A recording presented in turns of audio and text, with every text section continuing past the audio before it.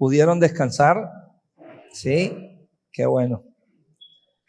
Bueno, vamos a continuar en esta mañana aprovechando el tiempo que el Señor nos permite tener y como siempre con la expectativa de ir siendo cada vez más edificados, ¿okay?, en la verdad que es en Cristo Jesús.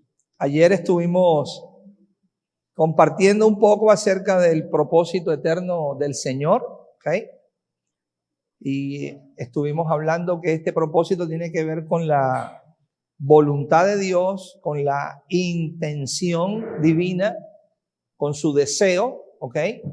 Lo que el Señor había planificado, lo que el Señor había establecido ya, ¿ok? Desde antes de la fundación del mundo. Por eso este propósito se le llama o se le describe como eterno. Es el propósito eterno del Señor. Y es eterno porque la voluntad del Señor es eterna, ¿ok? Vive y permanece para siempre. Siempre ha coexistido con él mismo. Y en el desarrollo que tuvimos empezamos a ver que la centralidad de este propósito está en Cristo Jesús. La razón porque se nos define, se nos dice que este propósito ha sido hecho en Él, ¿okay? En Efesios 3:11 el apóstol Pablo escribe y lo dice así, de esa manera: el propósito que Dios hizo. ¿En quién lo hizo? En Cristo Jesús. Entonces, Cristo Jesús viene a ser la centralidad, viene a ser la universalidad, viene a ser la esencia y sustancia de dicho propósito eterno. Esa voluntad del Padre está establecida en su Hijo. El Hijo que también empezamos a identificar que es el placer, que es la delicia, ¿okay?, que es el agrado de Dios, ¿okay?, y cómo realmente se nos describe tanto en las Escrituras, hablando de Génesis a Malaquías, como a lo largo de lo que conocemos como el Nuevo Testamento, se nos empieza a mostrar de una forma muy clara que el deseo y la intención de Dios es que este Cristo sea formado en cada uno de nosotros.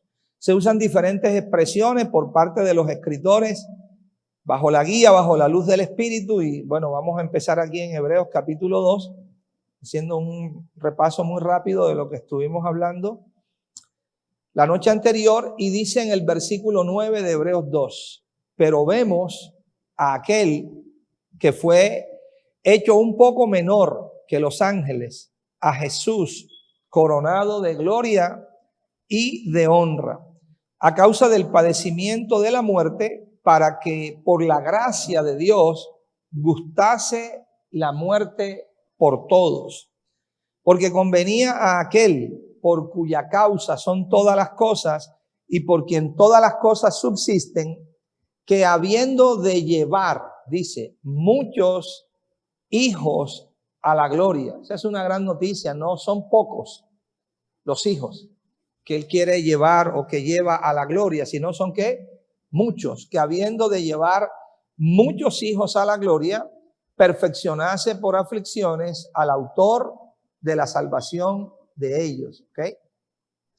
Y si recuerdan, estuvimos afirmando en esa expresión, llevar muchos hijos a la gloria, dijimos que tiene que ver precisamente con que Cristo pueda ser formado en sus corazones, o con que estos hijos, mediante un proceso y una obra que Dios hace en ellos, ¿ok?, puedan realmente ser transformados a su propia imagen. Porque la gloria de Dios en esencia tiene que ver, dijimos, con su peso completo, ¿ok? Es la esencia de Dios, es la sustancia divina, es el brillo, es el esplendor de Dios mismo, ¿ok? Y este brillo y esplendor de Dios mismo está centralizado en su Hijo también. Esa es la razón por la cual en Hebreos 1:3 leemos y dice que el Hijo, siendo el resplandor de ¿qué? De su gloria y la imagen misma de su sustancia. Entonces ahí es donde el Padre quiere llevarnos, ¿ok? Que podamos experimentar su gloria, y esa gloria está en Cristo. El apóstol Pablo nos menciona en la segunda carta a los Corintios algo fundamental acerca de esta gloria. Primero, nos hace una descripción de cómo esta gloria puede ir siendo formada en el corazón de los hombres, ¿ok? Y segundo, nos dice cómo Él inicia, ¿ok?, esta realidad o este trabajo para que eso se lleve a cabo. Por ejemplo, en 2 de Corintios 4:6, acompáñenme allí, 2 de Corintios 4:6, Pablo dice que el mismo Dios que mandó que de las tinieblas que resplandeciese la luz, ¿okay? Ese mismo Dios es el que resplandeció. ¿En dónde resplandeció? En nuestros ¿qué? Corazones, ¿okay? ¿Para qué Dios resplandeció? Y podemos decir resplandece, porque no fue que resplandeció y ya nunca más lo hace, no. Él resplandeció y sigue ¿qué? Resplandeciendo, porque esta obra de Dios es continua en el corazón, porque la transformación no es algo instantáneo que acontece, ¿ok? Sino es un proceso que Dios va desarrollando o va ejecutando en nosotros. Así es que este mismo Dios que mandó que de las tinieblas resplandeciese la luz, es, dice, el que resplandeció. Él resplandeció. Pablo nos los presenta como luz. ¿Por qué? Porque la luz es la que resplandece. Y resplandece en medio de las tinieblas. Así es que este Dios resplandeció en nuestros corazones. ¿Para qué? Para iluminarnos. ¿Ok? Trae alumbramiento, luz, claridad espiritual. ¿Qué nos quiere iluminar Dios? El texto nos dice que nos quiere iluminar el conocimiento. ¿El conocimiento de qué? De la gloria de Dios.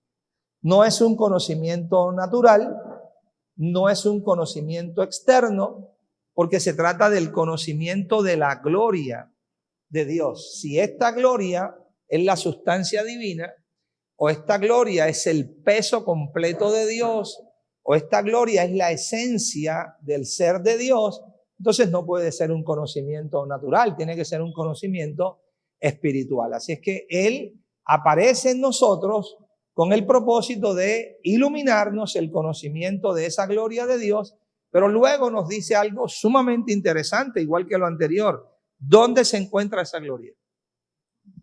¿Dónde se encuentra esa gloria? Ayúdeme a ver. ¿Se encuentra dónde? En la faz. La palabra faz implica rostro, cara, presencia. ¿Okay? Entonces, esa gloria se encuentra ¿dónde? En el rostro, en la cara, en la presencia misma ¿de quién? De Cristo, el Señor. Ahí está la gloria. Por eso Cristo es el brillo de la gloria de Dios o la refulgencia de la gloria de Dios. Por tanto, al empezar a verlo a Él, al empezar a experimentarlo a Él o a tener una comunión íntima con Él, donde Cristo va siendo revelado al corazón, nosotros vamos siendo expuestos a esa gloria. Y en la medida que somos expuestos a esa gloria, en esa misma medida, entonces podemos ser que transformados.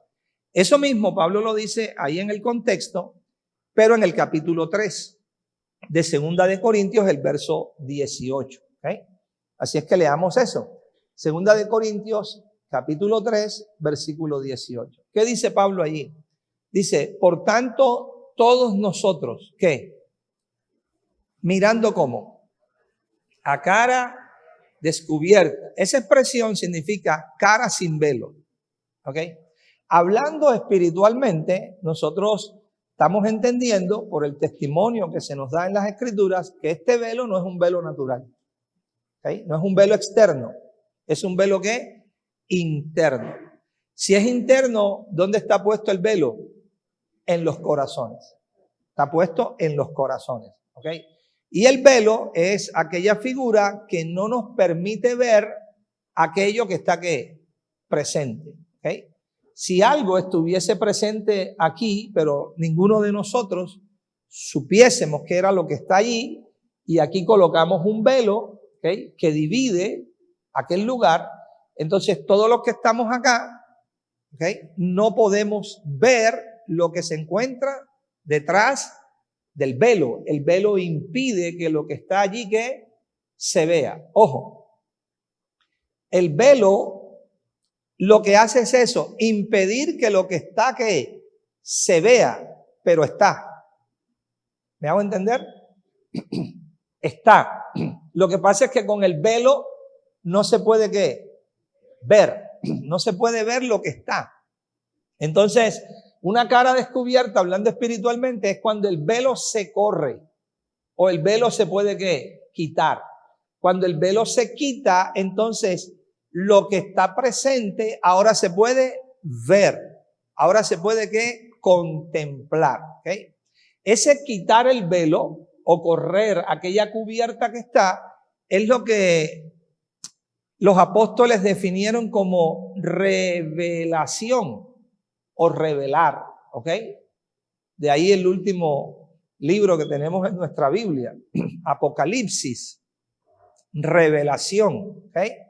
Y esa revelación proviene de una acción y esa acción es revelar. Entonces, revelar es quitar el velo o correr la cubierta para lo que está presente se pueda ¿qué? Se pueda ver o se pueda apreciar. Esto es fundamental porque Pablo por eso habló y dijo, cuando a Dios le plació ¿qué? Revelar. Gálatas 1:15. Cuando a Dios le plació revelar. ¿Revelar a quién? A su Hijo. Mira la expresión que sigue. En mí. A Él le plació revelar a su Hijo, ¿dónde? En mí. ¿Ok? ¿Qué está diciendo Él? Que a Dios le plació correr ¿qué? El velo. Para que Él pudiese ver al Cristo que estaba ¿dónde? Estaba en Él, pero Él no lo veía. ¿Sí ve que eso es interesante? No pudo ver a quién, al Cristo, no podía ver al Cristo mientras su corazón estaba como velado, mientras sus ojos espirituales no estaban abiertos. Entonces, como sus ojos espirituales no estaban abiertos, como no podía tener una visión celestial, tenía un velo, ¿ok?, en su corazón, y ese velo no le permitía ver al Cristo que estaba ¿qué? En él, ¿ok? Por eso cuando se da esta realidad de la revelación, entonces Pablo puede ¿qué? Ver a aquel que ya estaba como presente, ¿ok? Así es que eso es lo que él está afirmando allí en 2 de Corintios, capítulo 3, versículo 18, dice, pero todos nosotros mirando a cara como descubierta, o sea, a cara sin velo. Si somos responsables en el contexto, solo subimos unos 3, 4 versículos y empezamos a ver que entonces Pablo declara y dice que cuando se vuelvan al Señor, el velo se quitará. ¿Cuándo qué? Se vuelvan al Señor, el velo se quitará. ¿Por qué razón? Porque el Señor es el que quita el velo. ¿Ok? Entonces, cuando se vuelve el corazón al Señor, el velo es ¿qué? Es quitado. Cuando el velo es quitado, la realidad espiritual que estaba en el hombre, pero que era totalmente desconocida para el hombre, empieza a ser una realidad. Y Pablo establece un principio y dice, porque el Señor es el Espíritu. Y donde está el Espíritu del Señor, allí hay ¿qué? Libertad. Al ser el velo quitado, entonces ahora se puede ver a aquel que está ¿qué? Presente, que antes no se veía, aunque estuviese ¿qué? Presente. Entonces, él dice, todos nosotros mirando a cara descubierta, como en un ¿qué? Espejo, que se mira como en un espejo, dice, la gloria del Señor. Pero ya lo vimos en el capítulo siguiente. ¿Dónde está esa gloria del Señor? En la cara de Cristo. ¿Ok?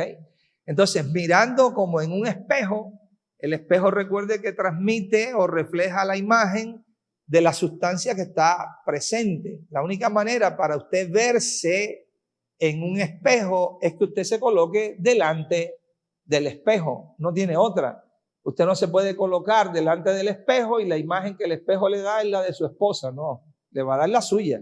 El espejo da la imagen de aquello que está presente. Por eso él usa esa analogía y dice, ahora todos nosotros, perdón, con una cara sin velo, podemos ver cómo se mira en un espejo. ¿Y qué es lo que estamos viendo? La gloria de ¿quién? Del Señor. ¿Pero qué es ver la gloria del Señor? Es ver a Cristo espiritualmente hablando. Cristo que empieza a ser ¿qué? Revelado, empieza a ser visto, porque el velo se ha ido ¿qué? Corriendo. Entonces, cuando se empieza a ver a Cristo, que es la esencia y sustancia de la gloria de Dios, dice, somos transformados.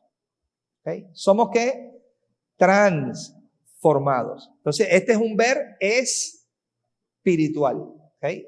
No es un ver que pasa desapercibido, no, es un ver real. Y en ese ver dice que somos transformados y dice cómo somos transformados. De gloria en gloria, como a la misma que imagen por el Espíritu del Señor. Entonces empieza a definirnos que es una obra del Espíritu, ¿ok?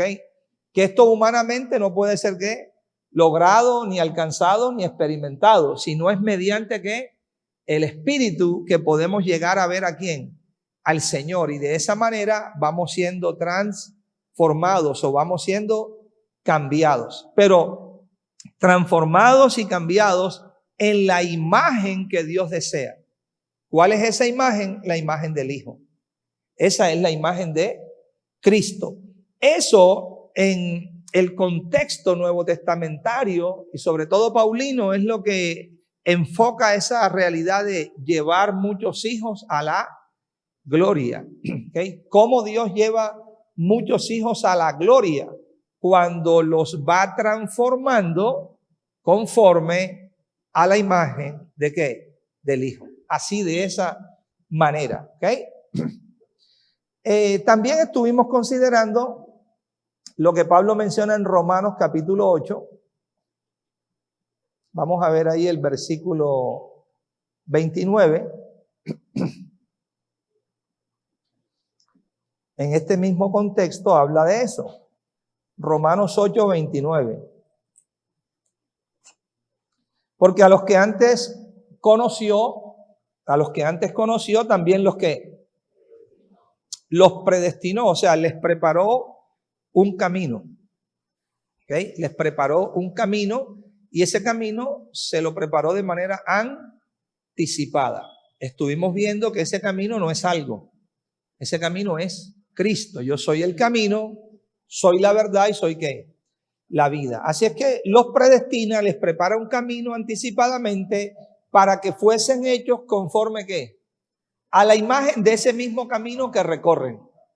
Porque ese camino es la persona gloriosa de ¿quién? Del Hijo de Dios. Así es que aquí también se nos habla de esa meta, de ese propósito, ¿okay? Que Dios quiere que se cumpla en cada uno de nosotros. Ser hechos conformes o ser conformados a la imagen del Hijo, para que el Hijo, dice, sea el primogénito entre muchos hermanos. ¿Okay? Dentro de esta misma enseñanza, el apóstol Pablo continúa en otra de sus cartas, Gálatas capítulo 4, versículo 19, y dice, hijitos míos, por quienes vuelvo a sufrir ¿qué? Dolores de parto, hasta que Cristo sea ¿qué? Formado en vosotros. ¿Okay? Lo que le quiero decir es que esta expresión, el Cristo formado en vosotros, el ser transformados a la imagen de Cristo, el ser conformados a la imagen del Hijo, el llevar muchos hijos a la gloria, todo eso habla de la misma realidad. Todo eso habla de la realidad de dejar de ser, ¿ok? Lo que nosotros somos para llegar a ser la imagen suya, ¿ok? Esa es la obra, ese es el proceso que Dios ¿qué? Ejecuta y va produciendo en todos aquellos que creen en Él, ¿ok? Por eso es la razón del Evangelio, por eso el Evangelio es lo que es. Pablo dijo, yo no me avergüenzo del evangelio. ¿Por qué no me avergüenzo del evangelio? Porque el evangelio es poder. Y es poder de Dios. O sea, no es cualquier poder.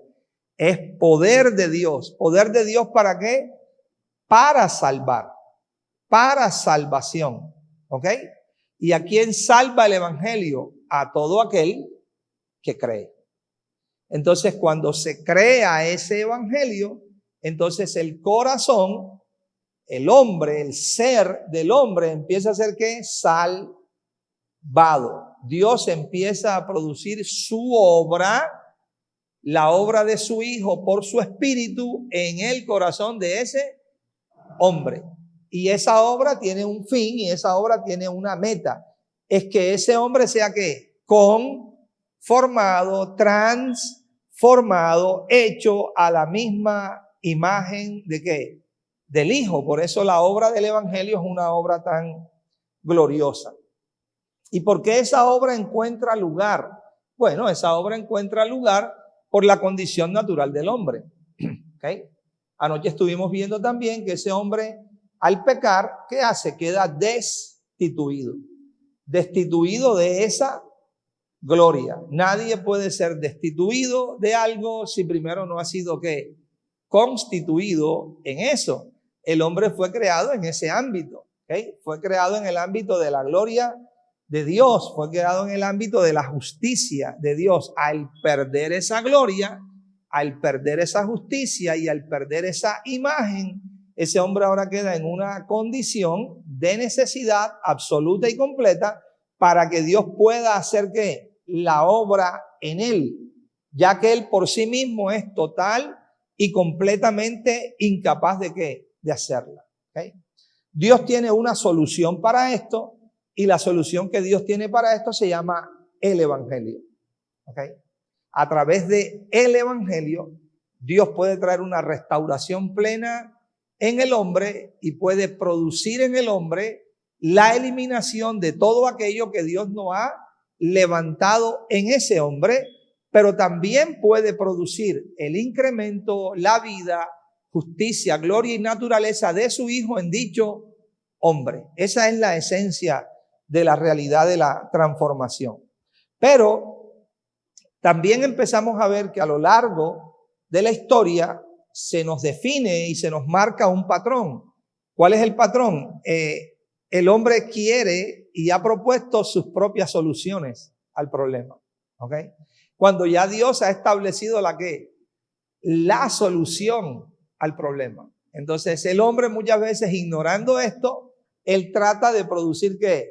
Su propia solución. ¿Okay? ¿Qué perdió él? La gloria de Dios. ¿Qué perdió él? La justicia de Dios. ¿Qué perdió él? La presencia de Dios. Quedó muerto en sus propios delitos y pecados. Así es que él trata ahora en su propia fuerza de decir, déjame ver cómo yo logro arreglar esta situación, y empieza el hombre a proponer sus propias respuestas o soluciones a ese asunto. Ya en Génesis capítulo 3 vemos aquel cuadro muy marcado que lo primero que el hombre hace, luego de que come, dice, del fruto que no debía comer, sus ojos le son ¿qué? Abiertos. Y ya tenemos claro que los ojos que le fueron abiertos no eran los ojos naturales, porque esos ojos siguieron ¿qué? Abiertos. Otros ojos fueron ¿qué? Abiertos. ¿Okay? Los ojos de la concupiscencia o los ojos de una naturaleza corrompida. Y cuando esos ojos fueron abiertos, dice que él se dio cuenta que estaba como desnudo. ¿Okay? Pero es interesante.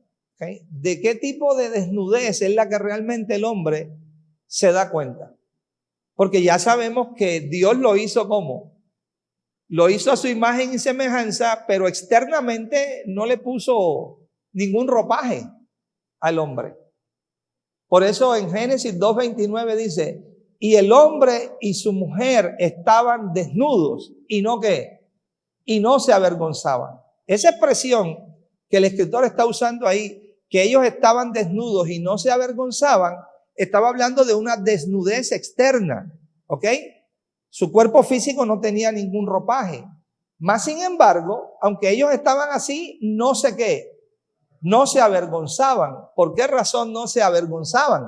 Bueno, porque su conciencia estaba bajo la justicia y bajo la rectitud de Dios. Por tanto, el hombre no veía ninguna malicia en eso. No había malicia en su corazón. Se veían totalmente normales, naturales, sin ningún problema. Pero ahora, cuando los ojos de esa concupiscencia son abiertos, él ahora dice que se da cuenta que está desnudo. Y antes no se había dado cuenta que estaba desnudo, pues de esa desnudez no. Porque ahora cuando dice que se da cuenta que está desnudo, va más allá de la desnudez física. Él lo que está teniendo es una desnudez ahora espiritual, porque ha perdido la gloria de Dios, ha perdido la justicia de Dios. Por tanto, una malicia entra en su corazón y él ahora dice, hay algo que está mal. Sí, pero lo que está mal no es que te falte un ropaje externo. Lo que está mal es que tu corazón ha perdido la justicia de Dios.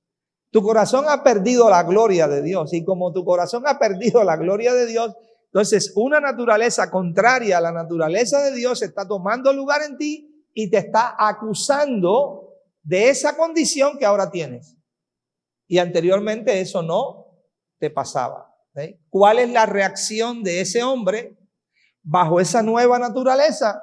Entonces vamos a producir una solución. Nosotros tenemos que tratar de arreglar este problema. ¿Y qué hace el hombre? Toma hojas del árbol de higuera y se hace delantales. Y él dice, a través de esto yo puedo resolver el asunto. Entonces se cubre con esos delantales. ¿Ok? Y mire una expresión que es bien interesante, ahí en Génesis capítulo 3. Y dice el versículo 10, ¿ok? Versículo 10.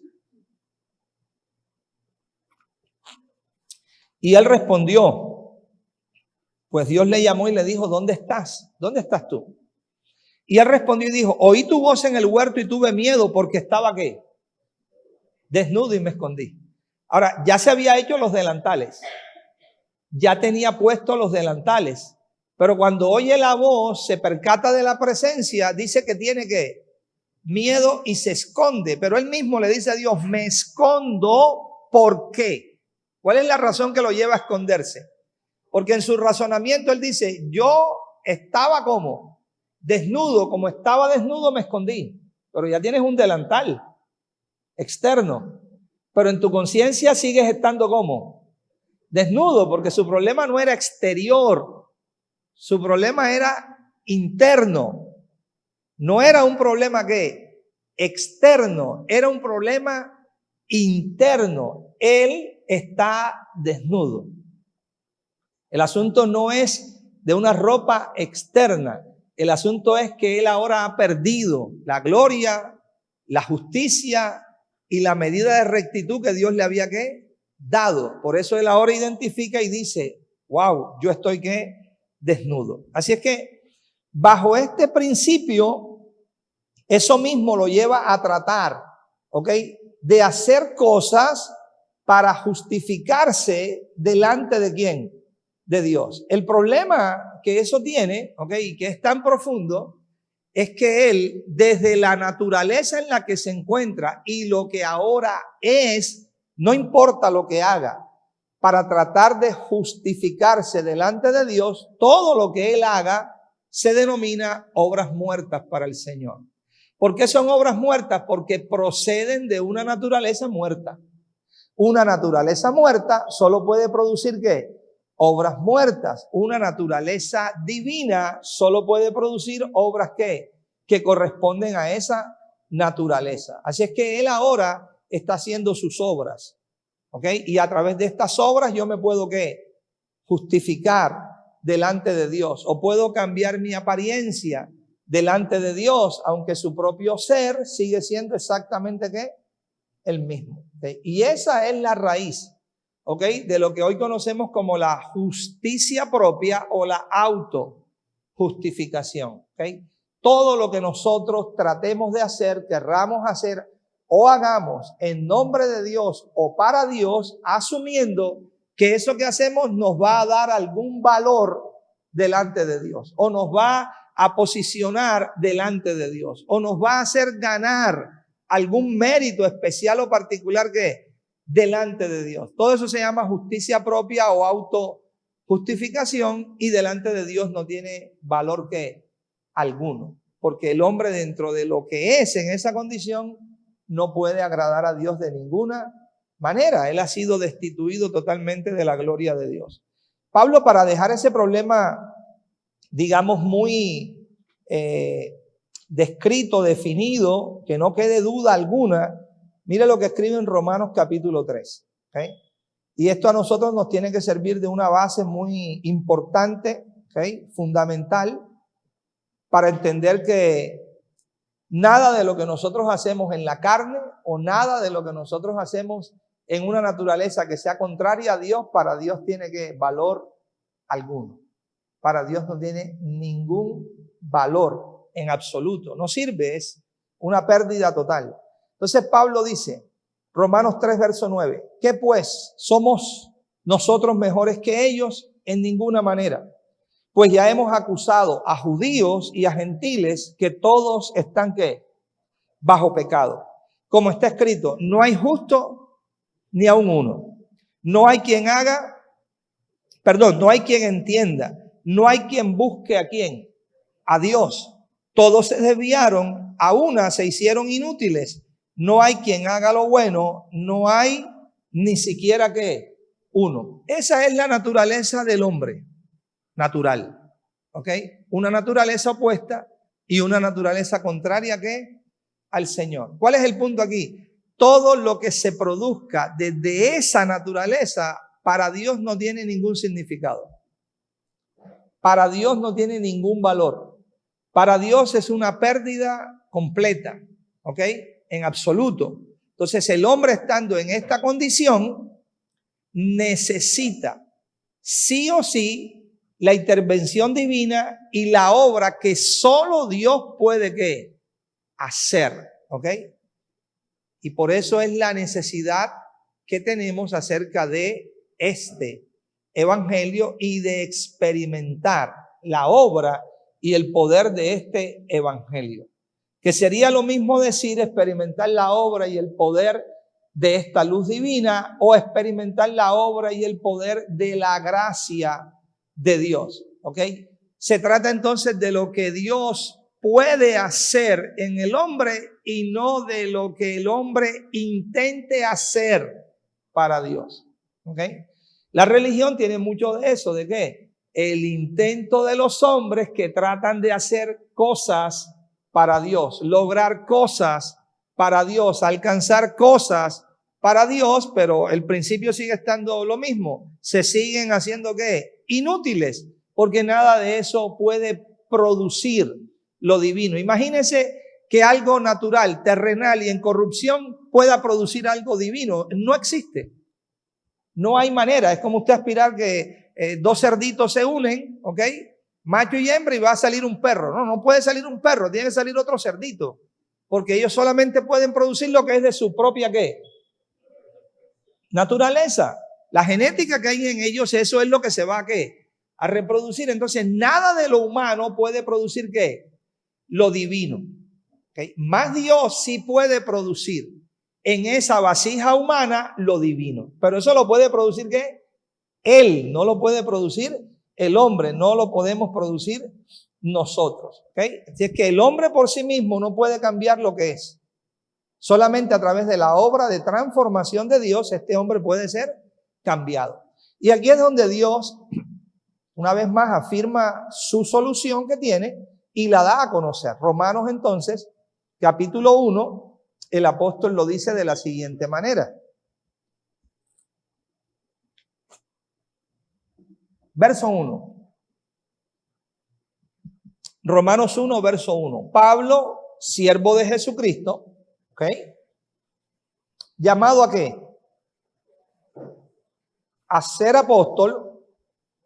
¿Apartado para qué?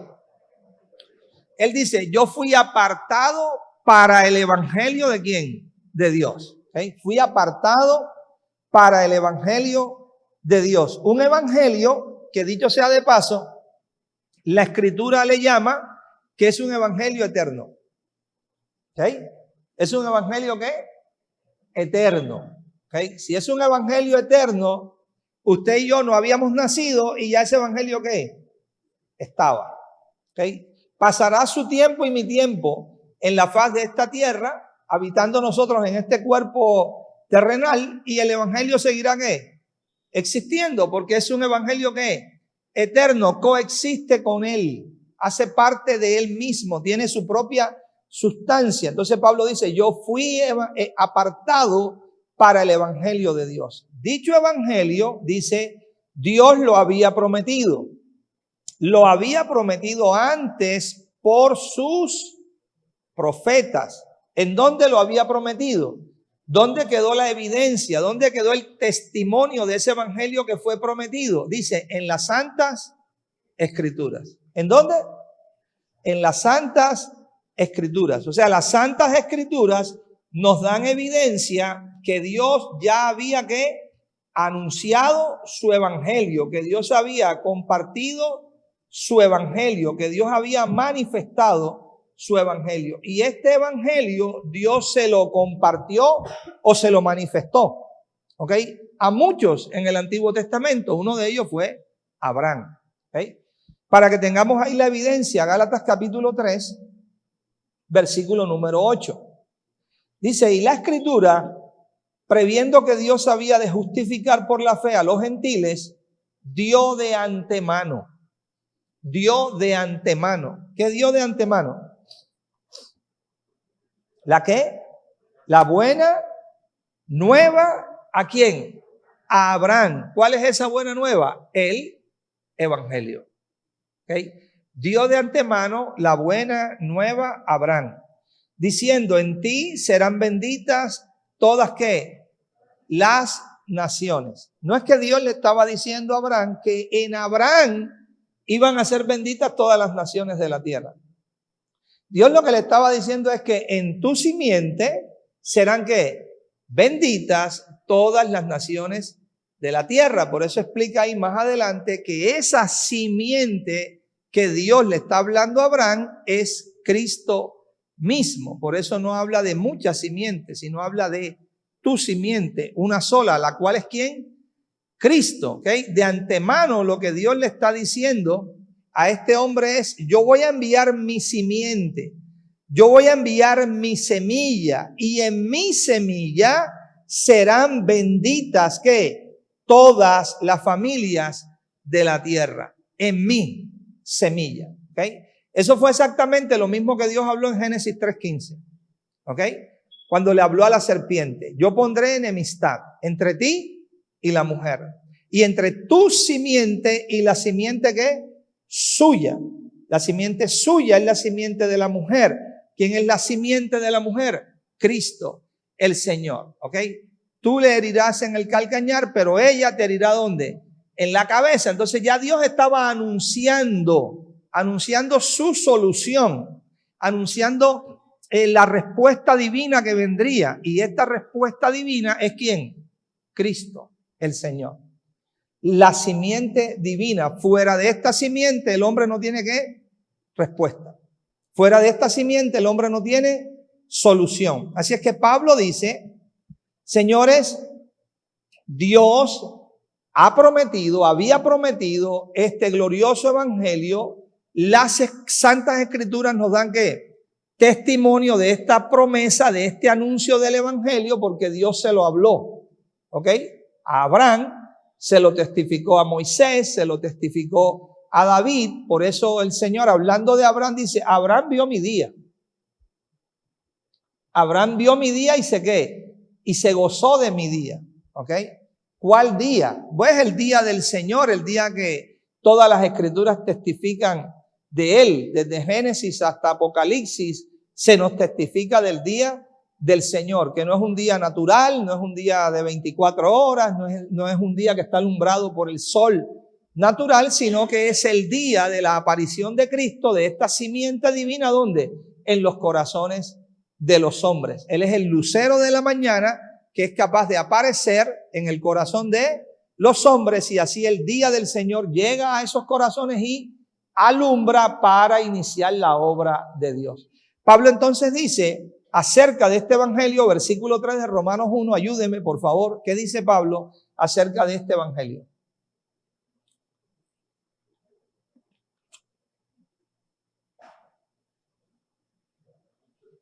Sí, Romanos 1, 3. ¿Qué dice Pablo acerca del evangelio? ¿Qué es qué? ¿De qué trata el evangelio? ¿Cómo? ¿Acerca de quién? De su hijo. Observe, así empieza el texto, ¿ok? Porque en el verso anterior, él viene hablando que el evangelio ha sido prometido con anticipación y que las santas escrituras dan testimonio de ese evangelio. Pero luego, al llegar al verso 3, dice que este evangelio es acerca de quién. Entonces, ¿de qué trata el evangelio, mis amados? ¿Acerca de quién? Del evangelio. De su hijo, perdón. El evangelio no trata acerca de mis expectativas o de las tuyas. El evangelio no trata acerca de mis sueños o de los tuyos. No, el evangelio es acerca de quién? De su hijo. ¿Ok? En el evangelio hay una visión. ¿La visión de quién? De su hijo, que se conoce como la visión celestial. En el evangelio hay una voluntad. ¿Esa es la voluntad de quién? Del hijo. En el evangelio hay una meta a alcanzar. ¿Ok? Esa meta está estructurada ¿en quién? En su hijo. El evangelio tiene una razón de ser. Esa razón de ser está ¿en quién? En su hijo. Porque este evangelio definitivamente es acerca de ¿qué? De su hijo. Trata acerca del hijo, de esa simiente incorruptible. Por eso al llegar al verso 16 en su narrativa de la carta, Pablo escribe y dice, porque no me avergüenzo del evangelio. ¿Que es acerca de quién? De su hijo. ¿Por qué? Porque este evangelio es ¿qué? Poder de Dios para salvación a todo aquel que cree, al judío primeramente y también ¿qué? Al griego. Ahora, porque en el evangelio, ¿ok? No fuera del evangelio, sino en el evangelio, incluido en el evangelio, solo haciendo parte en el evangelio, la justicia de Dios. ¿La qué? La justicia de Dios. O sea, en el evangelio no hay otra justicia aparte de la qué? De la justicia de Dios. Mi justicia en el evangelio no aplica. La justicia de los hombres en el evangelio no tiene lugar. En el evangelio y solo en el evangelio, la justicia de Dios se revela. Por eso, fuera del evangelio no hay ¿qué? Justicia de Dios.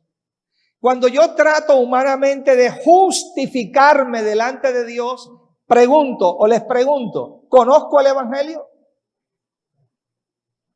¿Creen ustedes que yo puedo conocer el evangelio si trato de justificarme según mi propia justicia?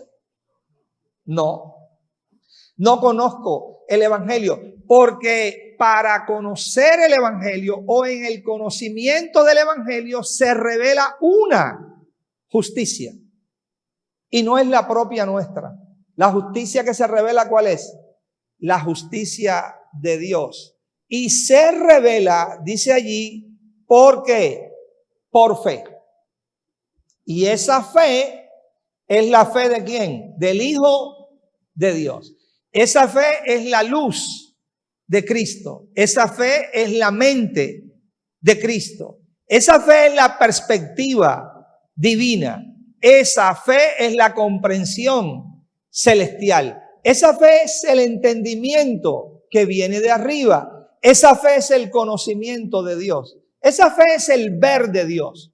Cuando Dios nos comparte de su fe, o cuando Dios nos otorga una medida de su fe, lo que Dios nos está compartiendo es una medida de su ver, que humanamente hablando para nosotros es algo que es imposible de alcanzar. Entonces Dios lo comparte por medio de ¿qué? De su gracia. Nos comparte una medida de ¿qué? De fe. Por eso Pablo dice que a cada uno se le ha dado una medida de ¿qué? de fe. La fe es un don de Dios, no es algo nuestro, no nos los podemos ganar. No podemos hacer algo, humanamente hablando, para hacernos merecedor de esa fe. Entonces Dios por gracia nos comparte una medida ¿de qué? De su fe, de su luz, de su mente, de su comprensión, de su ver. ¿Ok? De su ver. Dios nos deja ver como Él que ve. ¿Ok? Y esto es algo que no tiene realmente ningún tipo de, ¿cómo decirlo? O sea, no tiene ningún origen humano, ¿ok? No tiene algo terrenal o humanamente donde podamos agarrarnos nosotros para poder producir eso, sino es algo exclusivo, ¿ok? De manera única que solo el Señor produce. Así es que en este evangelio la justicia de Dios se revela por fe y se revela ¿qué? Para fe, ¿ok? Esa justicia de Dios se hace real en nosotros, empieza a hacernos partícipe de ese entendimiento y eso es lo que va trayendo luz de Dios al corazón y nos hace entender, ok, esto no se trata de algo que yo pueda hacer para el Señor. Esto se trata solamente de lo que Dios puede hacer ¿qué? En nosotros y por medio de ¿qué? De nosotros. No se trata de nuestra obra, se trata de su obra, ¿ok? Si Él lo produce en nosotros, entonces puede ser posible. No existe otra manera, ¿ok? Y ahí se revela también para fe, porque así nos hace entender que entonces el vivir o el operar de nosotros no es algo que va a descansar en nosotros mismos, ¿ok? O que va a proceder de nosotros mismos, sino que esa fe se nos comparte para que nosotros podamos vivir en ella y podamos vivir por ella. Y de ahí la declaración, mas el justo por la fe que vivirá, por esa fe del Hijo de Dios. Así es que Dios empieza a centrar su solución y empieza a mostrar su solución y a decir, señores, esta solución es que el Evangelio. El Evangelio nos va a suministrar la justicia que es de Dios. El Evangelio nos va a suministrar la fe que es de Dios. El Evangelio va a producir en nosotros una vida que es total y completamente ajena a nosotros. El Evangelio puede lograr y producir lo que ninguno de nosotros en sí mismo puede ¿qué? Lograr o producir. ¿Okay? Y ya se nos ha dicho que la esencia de este Evangelio, una vez más, es ¿quién? Cristo. Por eso Pablo dice que este Evangelio es el poder de Dios. Pero en todo el contexto de estas epístolas, él identifica que ese poder de Dios es Cristo el Señor. Mas para los llamados, así judíos como griegos, ¿Cristo qué? Poder de Dios y Cristo sabiduría ¿de qué? De Dios. Así es que lo que del Evangelio conocemos, ¿ok? Realmente llega a ser la medida del poder de Cristo que hemos experimentado o que estamos experimentando para ser transformados a su propia imagen. ¿Okay? ¿Qué conocemos del Evangelio? ¿Qué sabemos del Evangelio? No son textos que conocemos, no son versículos que conocemos, ni siquiera son nuestras propias interpretaciones que podemos conocer. Lo que conocemos del Evangelio es la experiencia que estamos teniendo ¿de qué? Del poder de Dios y cómo ese poder de Dios está produciendo en nosotros una ¿qué? Transformación a la imagen ¿de quién? De Cristo el Señor. Primera de Tesalonicenses, capítulo número 1.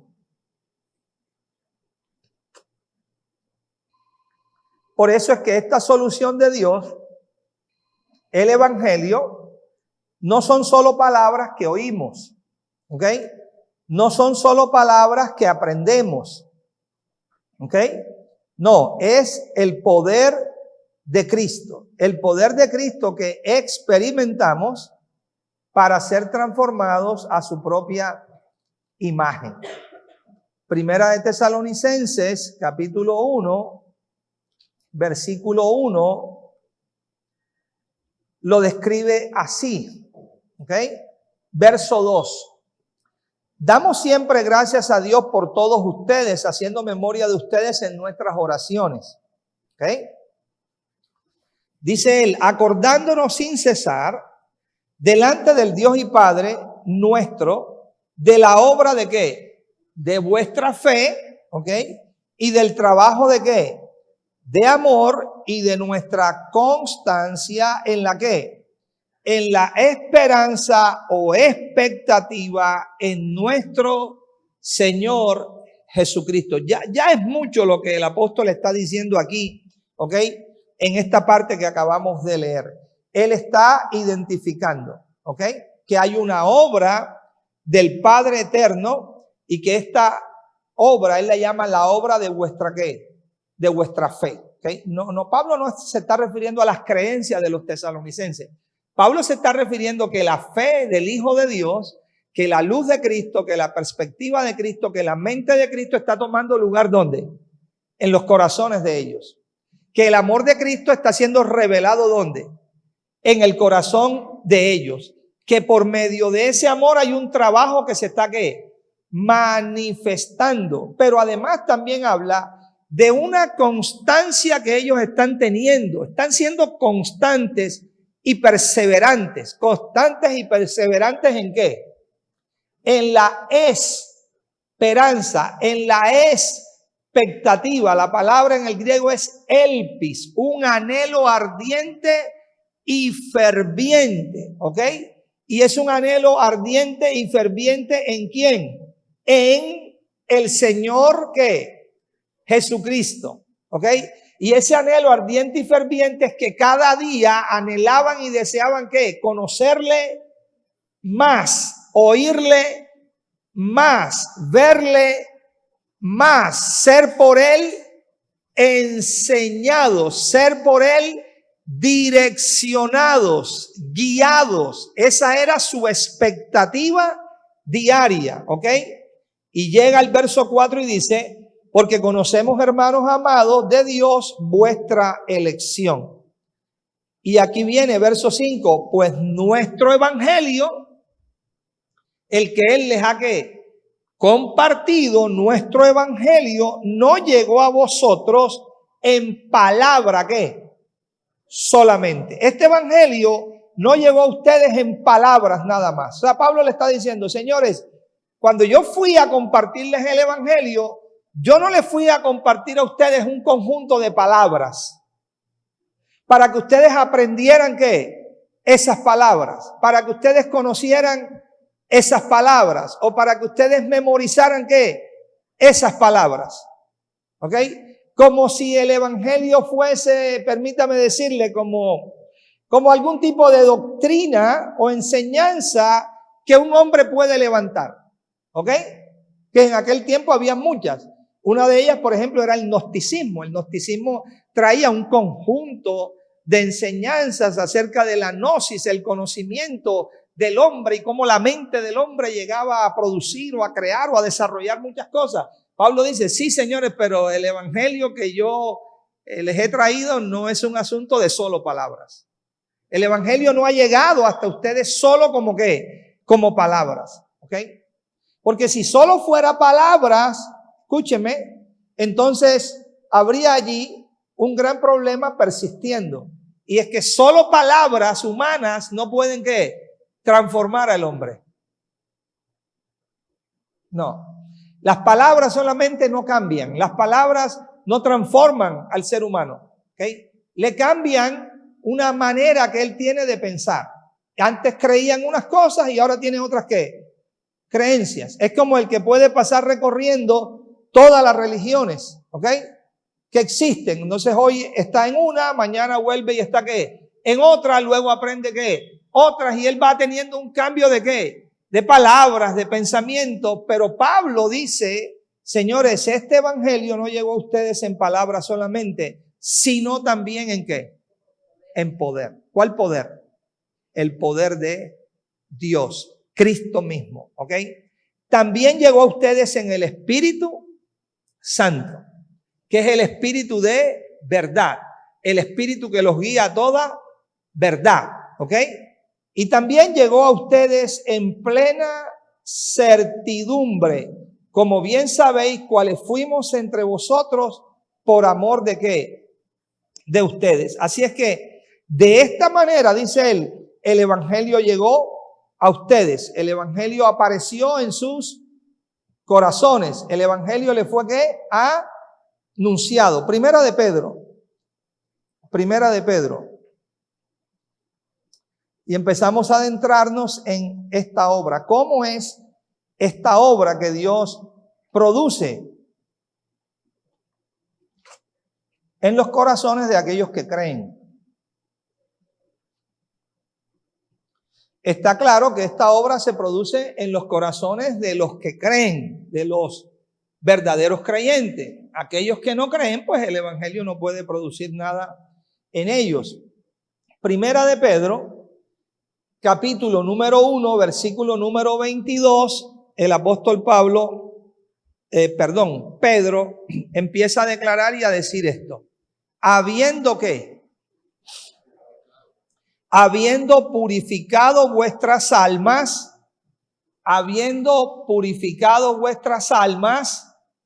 en un abrir y cerrar de ojos. ¿Dice así? ¿No? Habiendo purificado vuestras almas, ¿por la qué? Por la obediencia, ¿a qué? A la verdad, observen, mediante el Espíritu. Interesante porque ya de antemano nos dice, esta obediencia no es una obediencia que ustedes producen. Esta obediencia no es una obediencia natural. No es la obediencia del hombre. No es la obediencia que nace del hombre ni tiene al hombre como su propia fuente. Sino que esta obediencia viene a ser fruto ¿de qué? Del Espíritu. Es el Espíritu haciendo ¿en qué? En ustedes. Lo que ustedes humanamente no pueden ¿qué? Hacer. ¿Ok? Por eso cuando el hombre intenta en sus propias fuerzas una y otra vez, siempre termina como cansado, ¿ok? Porque no puede lograr lo que él quiere que lograr, pero que está incapacitado para hacerlo. Entonces, Pedro empieza diciendo, habiendo purificado vuestras almas por la obediencia a la verdad, y para que no quede duda, dice, señores, esto es mediante ¿qué? El Espíritu. Mediante el Espíritu para producir algo que Dios quiere producir. ¿Qué es lo que Dios quiere producir? El amor que fraternal o el amor entre unos y otros. Y aquí está hablando del amor de Dios, el amor que Dios produce, ¿en dónde? En nuestros propios corazones, para el amor fraternal, que es un amor que no fingido. Es un amor sincero, real. Amaos unos a otros entrañablemente de corazón ¿qué? Puro. ¿Por qué de corazón puro? Porque ya te ha hablado de purificando vuestras almas por la obediencia ¿qué? A la verdad. Dicho de otra manera, el apóstol Pedro está describiendo cómo Dios hace que su obra en nuestros corazones para producir en nosotros lo que nosotros mismos ¿qué? No podemos producir. Verso 23. ¿Siendo qué? ¿Siendo qué? Renacidos. Qué interesante. ¿Siendo qué? Renacidos. Señores, está diciendo, Dios produce una obra en nosotros. Dios inicia una obra en el corazón del hombre, y esta obra en el corazón del hombre, ¿ok? Empieza a manifestar una evidencia real, y esta evidencia incluye un nacer de arriba, un nacer del Espíritu, un nacer de nuevo, un nacer de Dios, un nacer de una simiente como incorruptible. Y para que experimentemos ese nacer de arriba, entonces Dios inicia una obra en el corazón donde prepara el corazón para que pueda experimentar este nuevo ¿qué? Nacimiento. También eso es una obra ¿de quién? Del Señor. No es una obra ¿qué? Nuestra. Dios empieza a preparar el corazón. ¿Sí? Dios empieza a producir lo que se hace necesario para que esa semilla incorruptible pueda ¿qué? Nacer en el corazón de los hombres. Esto es muy importante, mis amados, porque al principio, hace muchos años, yo simplemente creía y predicaba que todo empezaba porque Dios me hizo nacer de nuevo. Pero eso no es lo que la Escritura dice. La Escritura da suficiente evidencia que muestra cómo Dios va preparando y produciendo, ¿ok?, el corazón de una manera necesaria para que la simiente incorruptible pueda producir su brote o nacimiento, ¿dónde? En el corazón. ¿Okay? Hacemos un paréntesis, pero tiene que ver exactamente con eso. Cuando miramos la parábola del sembrador, que es una parábola fundamental, porque el Señor dijo acerca de esta parábola: si ustedes no entienden esta parábola, ¿cómo pues entenderéis todas las demás ¿qué? Parábolas? O sea que toma una importancia relevante. Cuando leemos la parábola del sembrador encontramos varios puntos que son sumamente relevantes. Por ejemplo, les pregunto, ¿cuántos sembradores aparecen en la parábola? ¿Cuántos? Un sembrador. Un solo sembrador. ¿Cuántas clases de semillas se hablan en la parábola? Una sola clase de semilla, no 4, una sola clase de semilla. Entonces tenemos a un sembrador y tenemos ¿qué? Una sola clase de ¿qué? De semilla. Pero ¿cuántos tipos de tierra se nos hablan en la parábola? 4. Entonces en la parábola lo que cambia no es el sembrador. Y en la parábola lo que cambia no son la clase de semilla. En la parábola lo que es diferente son los tipos de tierra. De estos 4 tipos de tierra se nos define que en un solo tipo de tierra la semilla ¿qué hace? Nace y crece y lleva ¿qué? Fruto. Este tipo de tierra únicamente donde la semilla ¿qué hace? Nace y crece y lleva ¿qué? Fruto, el Señor le llama la buena tierra. ¿La qué? La buena tierra. Entonces solo en la buena tierra la semilla puede ¿qué? Nacer, crecer y llevar ¿qué? Fruto. Pregunta, ¿quién de los hombres es buena tierra en sí mismo?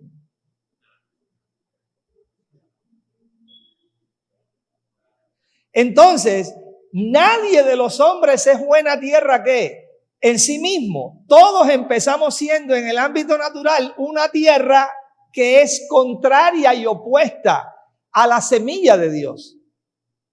Entonces, Dios tiene que preparar la tierra para que esta tierra llegue a ser ¿qué?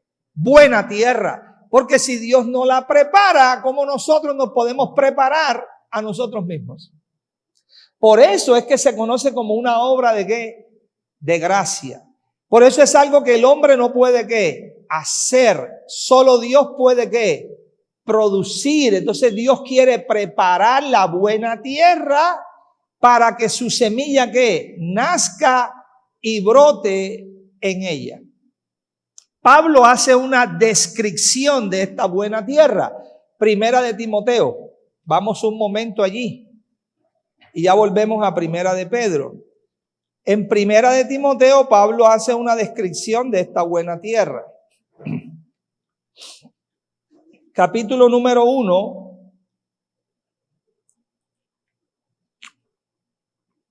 versículo 3. Y vamos a llegar al 5. Como te rogué que te quedases en Éfeso, cuando fui a Macedonia, para que mandases a algunos que no enseñen diferente doctrina, ni presten atención a fábulas, y genealogías interminables que acarrean disputa más bien que edificación de Dios, que es que por fe. Así te encargo que ahora. Entonces Pablo envía a su hijo Timoteo, le pide que se quede en Éfeso, ¿ok? Que esté muy atento, ¿ok? Porque hay algunos que estaban enseñando una doctrina que es diferente a la que él les había establecido, ¿ok? Estaban entretenidos en fábulas, ¿ok? Genealogías interminables, que lo único que traían era ¿qué? Disputa, pleito, contienda entre ellos. Y él le dice, tú ocúpate en la edificación que es ¿qué? Por fe. Ocúpate en la edificación que es por fe, porque esta edificación, ¿ok? Este mandato que yo te estoy dando tiene un propósito. ¿Cuál es el propósito? Verso 5, acompáñeme. Primera de Timoteo 1:5. ¿Cuál es el propósito de este mandamiento? O sea, de la edificación de Dios que es por fe. ¿Cuál es el propósito de ese mandamiento? ¿El qué? ¿El amor qué? ¿Nacido de qué? De corazón limpio y de buena conciencia y de fe ¿qué? No fingida. Entonces, este amor, ¿qué tipo de amor es? El amor de Dios. Él está diciendo, hay un objetivo, ¿ok? Que Dios quiere lograr. Y Dios quiere lograr que su amor nazca. ¿Dónde nazca? En el corazón de los hombres. Que su amor nazca. ¿Dónde nazca? En el corazón de los hombres. Pero este amor de Dios nace en un tipo de corazón. Ahí lo define. ¿Cómo es el tipo de corazón? Un corazón que limpio, de buena que conciencia y de una fe que no fingida. ¿Y qué hombre en sí mismo puede tener un corazón limpio, una buena conciencia y una fe no fingida? Pablo está diciendo lo mismo que Pedro está diciendo, ¿ok? Pero lo que ellos están identificando es, señores, esto el hombre por sí mismo no puede ¿qué? Producirlo. Lo mismo que el Señor Jesús está diciendo. El hombre no puede producir esto por sí mismo. Dios tiene que hacer una obra ¿en quién? En ese hombre. Dios tiene que preparar ¿qué? La tierra de su corazón, ¿ok? Y si esa tierra de su corazón es preparada, entonces esta semilla incorruptible y eterna puede ¿qué? Nacer y puede brotar. Sí.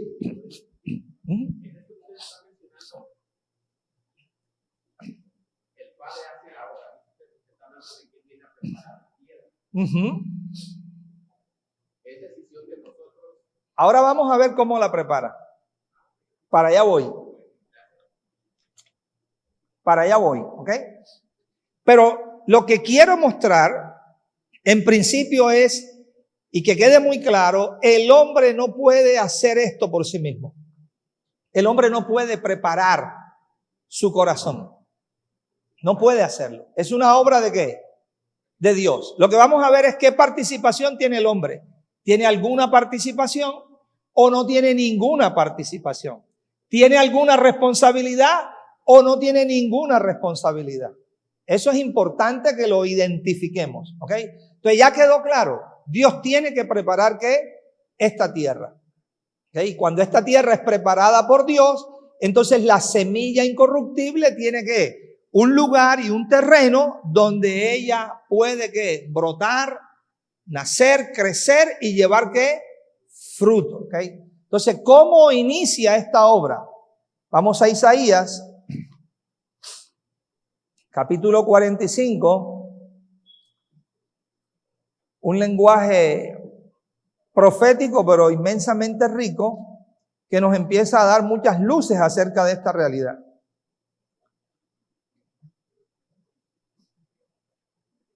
Isaías 45, verso 8.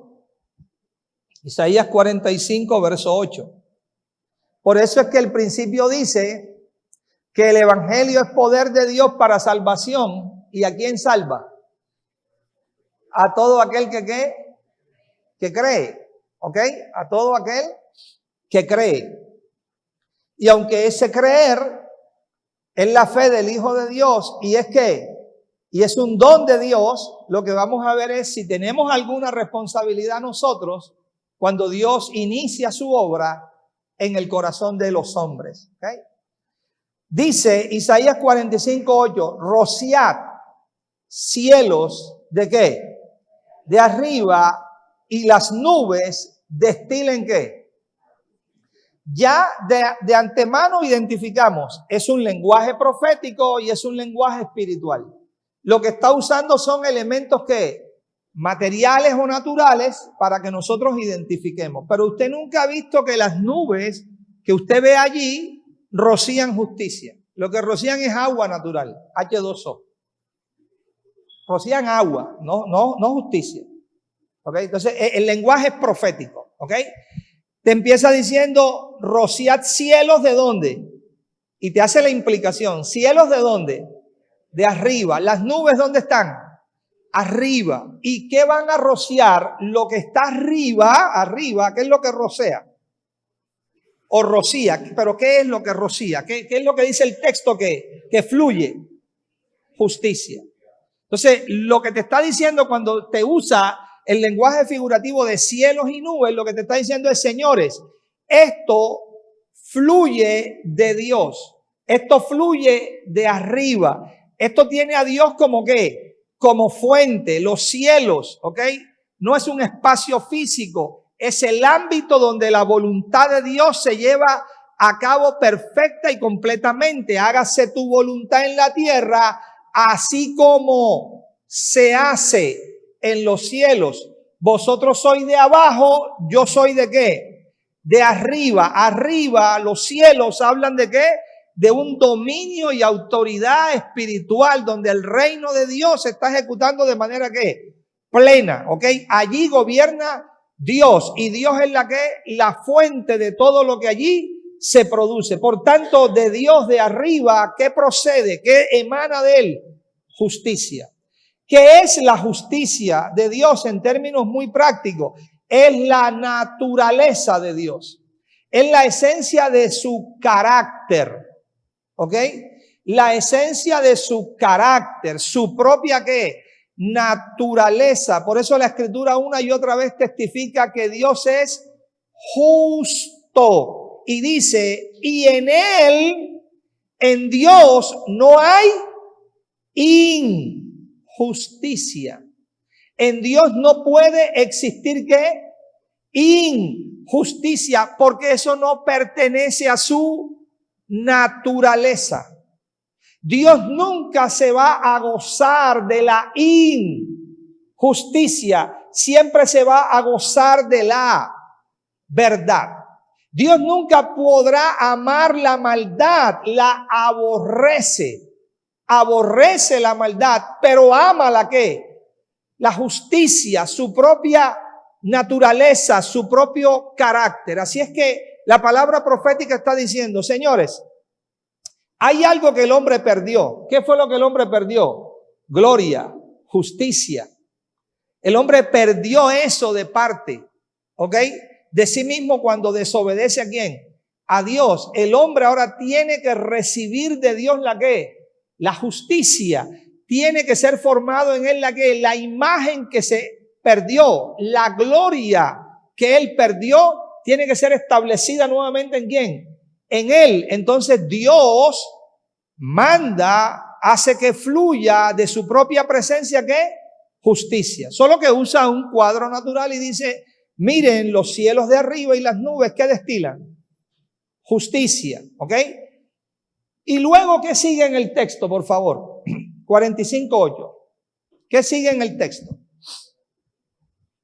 Ábrase ¿qué? Ábrase ¿qué? La tierra. Recuerden que la palabra es una palabra profética en un lenguaje ¿qué? Espiritual. ¿De qué tipo de tierra está hablando el texto? ¿De cuál? ¿Es una tierra espiritual o natural? Es una tierra espiritual. ¿Okay? A la luz de la verdad del nuevo pacto, ¿cuál es la tierra espiritual de la cual este nuevo pacto testifica? No es otra, es el corazón, porque Pablo dice, vosotros sois labranza de Dios. Vosotros sois la tierra donde Dios cultiva. El corazón de nosotros es la que es la tierra. El corazón de nosotros es la tierra. Entonces, Dios le da una palabra a la tierra. Le da una palabra a nuestro corazón. ¿Cuál es la palabra que le da? Ábrase. ¿Cuál es la palabra? Ábrase. Ábrase. ¿Por qué el corazón del hombre se puede abrir? ¿O por qué el corazón del hombre puede responder, a la iniciativa de Dios?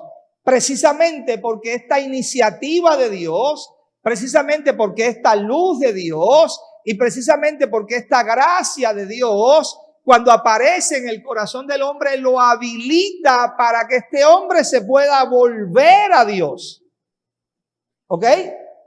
El hombre no lo hace en su propia capacidad.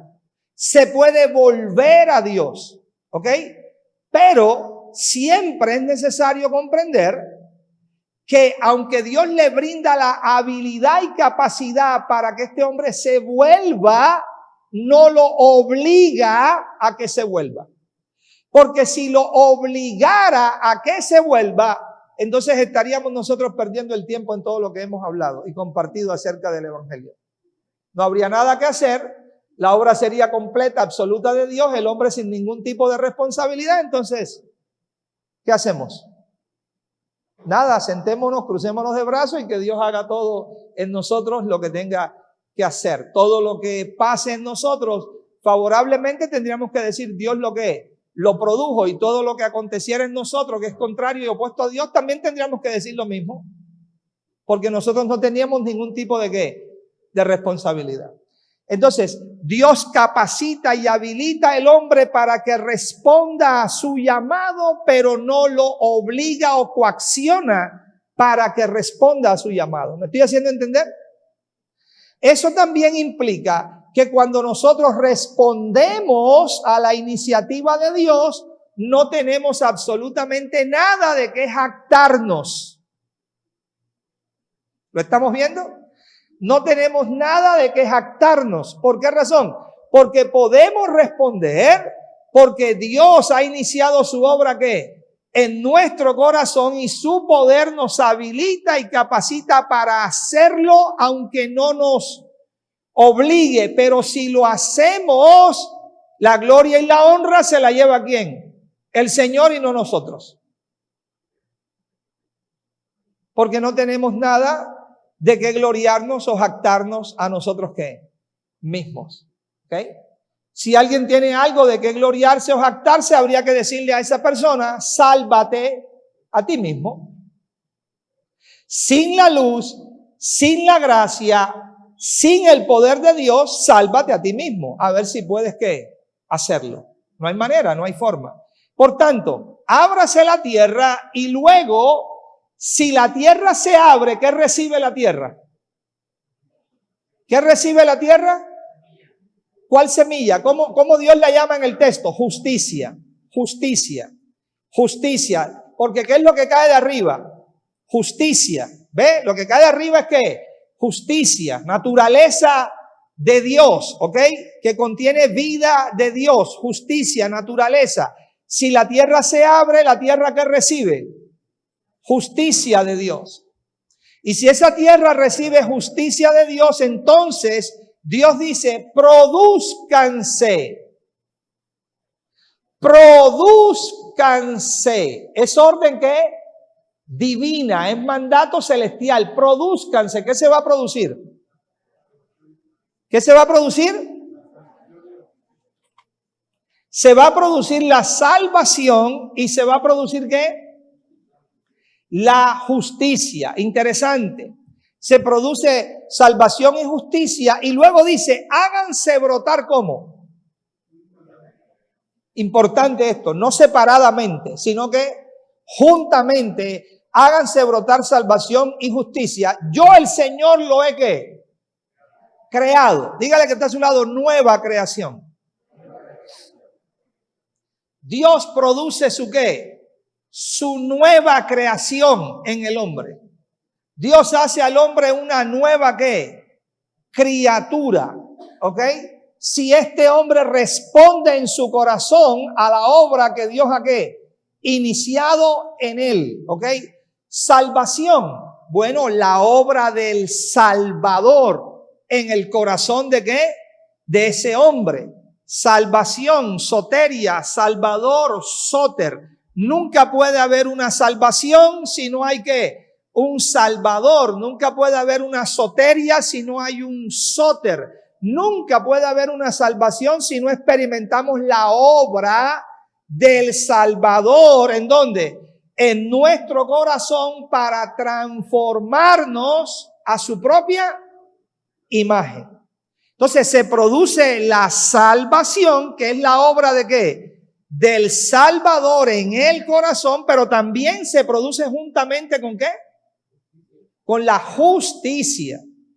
La justicia es la base y el fundamento de lo que conocemos como el reino de Dios.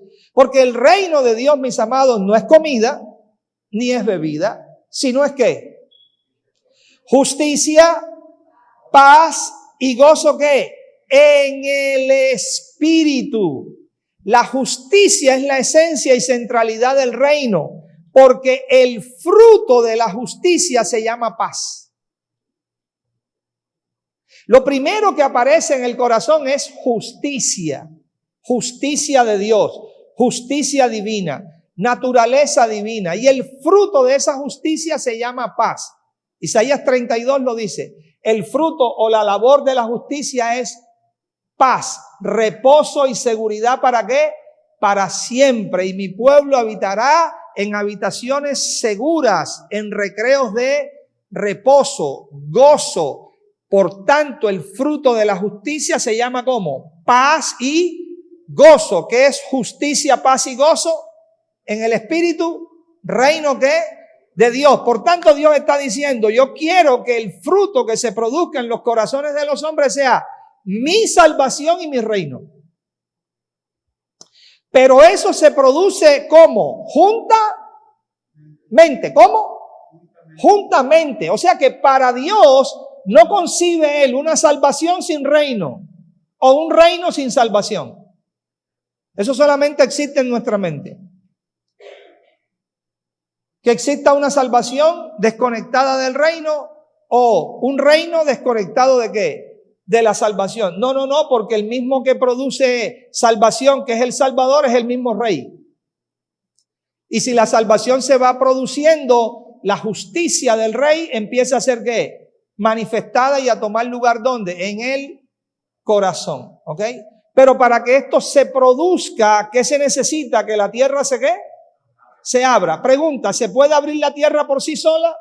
No. Pero si Dios inicia su obra y destila sobre esa tierra luz, justicia y gracia, entonces esa tierra es habilitada ¿para qué?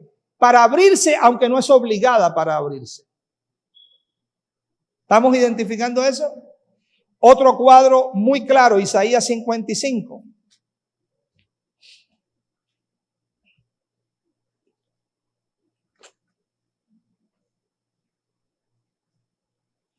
Isaías 55, en el contexto, implica diciendo lo siguiente: a todos los sedientos.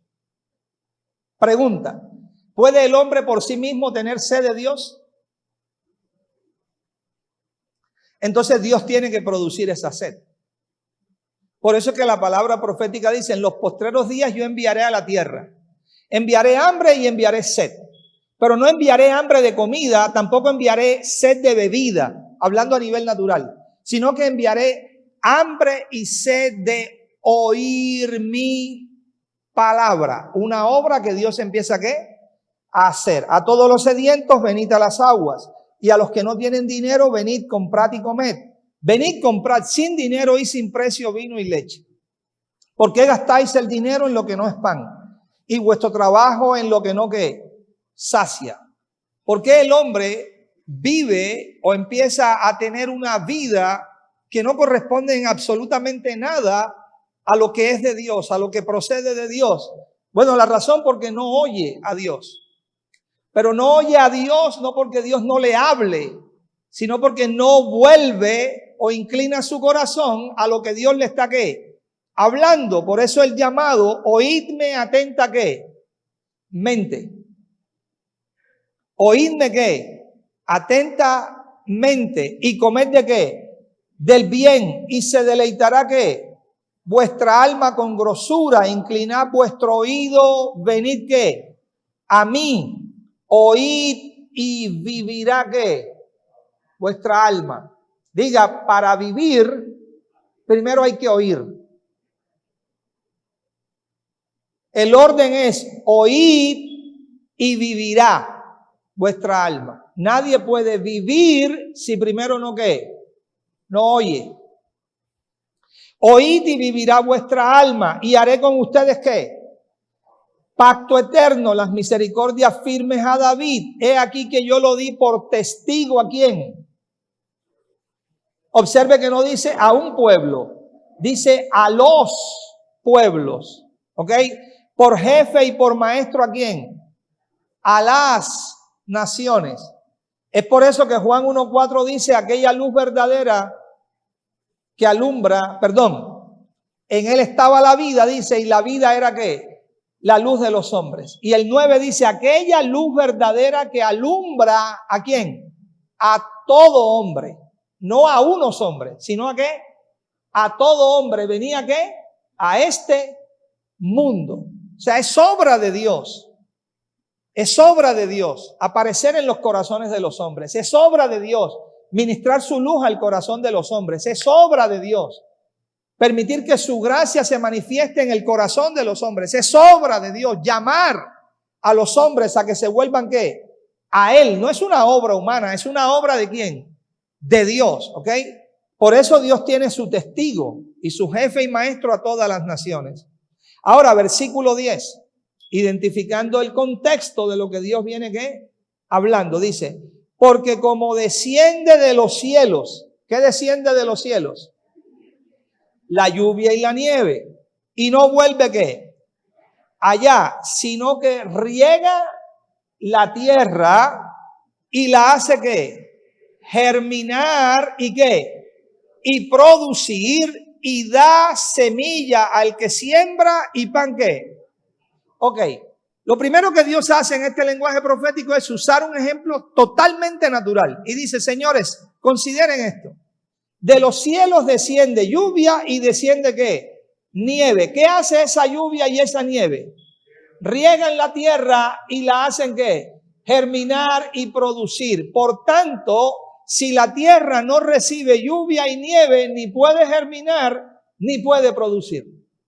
Para que pueda germinar y producir, de los cielos tiene que ¿qué? Que manifestarse ¿qué? Lluvia y nieve.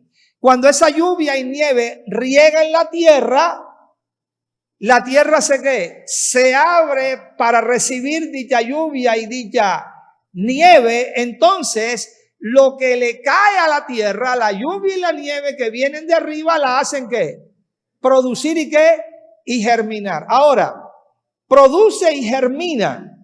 ¿Qué es lo que produce y germina? Hay algo que está en la tierra que puede producir y germinar. Hay algo que está en la tierra que brota.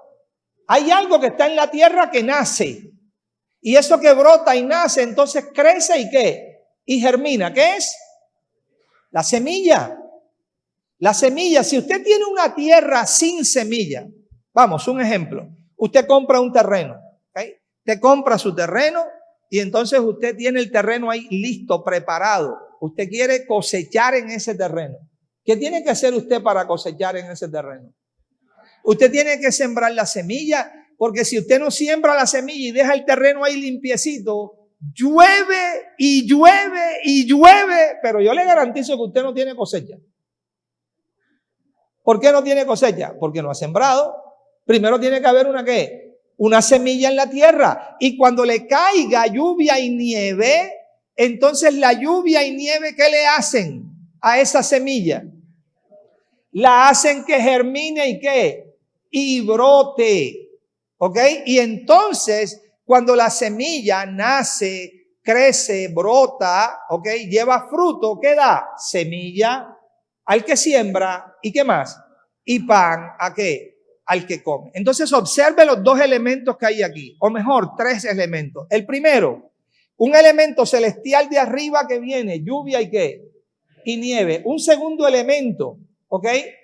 Que está contenido en la tierra, que es la que, la semilla, ¿ok?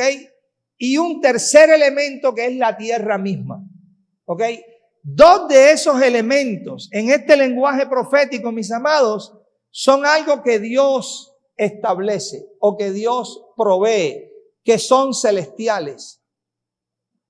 Lo que es de arriba, la lluvia y la qué, y la nieve y la propia qué, semilla, la propia semilla. En el principio de creación usted lo ve así. Fue Dios el que le ordenó a la tierra que produjera ¿qué? Semilla. La semilla la provee ¿quién? Dios. Dios da semilla al que siembra y Dios da pan al que come. La semilla la provee ¿quién? Dios. En la parábola del sembrador, la semilla la provee el sembrador. ¿Ok? Entonces en estos cuadros, algo de arriba, algo de lo divino llega a la tierra. Si la tierra se abre, algo que está en la tierra recibe lo de qué, lo de arriba, lo divino, y puede qué, brotar y producir lo divino en la tierra del corazón. Eso es lo que él dice exactamente en el verso 11. Mira el verso 11. Así será que mi palabra, que sale de ¿dónde? Entonces, cuando usted compara esta palabra, que es la sustancia espiritual, ¿a qué hace referencia la expresión? ¿O qué expresión del verso 10 es la que hace referencia a esta palabra que sale de la boca de Dios? Porque es un cuadro comparativo. ¿Qué de lo que está en el 10 se refiere a esa palabra que sale de mi boca? Observe que Dios está diciendo que hay algo que de arriba, ¿qué? ¿Qué es lo que cae de arriba? La lluvia y la nieve. ¿Ok? Esa lluvia y la nieve, ¿de qué testifica? Naturalmente hablando, ¿de qué está testificando? De la palabra que sale. ¿De dónde sale? De la boca de Dios, de la fuente, de lo que es que de arriba. Observe que es un comparativo. Por eso dice el 11, así será que mi palabra, así será como lo que les acabo de qué, de describir. Así será mi palabra. ¿Dónde sale esa palabra? De la boca de Dios. ¿Tiene como fuente a quién? A Dios mismo. Y esa palabra no volverá a mí ¿qué? Vacía. Usted lee el texto anterior y dice que la lluvia y la nieve no vuelven allá. ¿Ok? Ahora espiritualmente es, esa palabra que sale de mi boca no volverá a mí ¿qué? Vacía, sino que hará lo que yo ¿qué? Quiero. ¿Qué es lo que hace? Hace que la semilla que está en la tierra ¿qué? Brote y pueda ¿qué? Producir. ¿Ok? Así es que no volverá a mí vacía, sino que hará lo que yo quiero. Y será prosperada en aquello para lo que la he ¿qué? Enviado. Y a partir de ahí, los dos versículos anteriores, lo que empiezan a manifestar es cómo esa obra se evidencia. Porque con alegría ¿qué? Saldréis y con paz seréis ¿qué? Vueltos. ¿De qué te está hablando? Gozo y paz. Gozo y paz. Con alegría saldréis y con paz ¿qué? Seréis vueltos. Gozo y paz. Gozo y paz son el fruto de ¿qué? Justicia. Justicia. Eso es lo que produce la obra de Dios en el corazón. Justicia. Y justicia tiene como fruto ¿qué? Paz y gozo. Ahora tenemos justicia, paz y gozo. ¿Cuál es el fruto de la obra de Dios en el corazón? Su reino, su gobierno. Por eso cada vez que ve la expresión Juan el Bautista o el Señor Jesús o los apóstoles, el contexto es exactamente el mismo.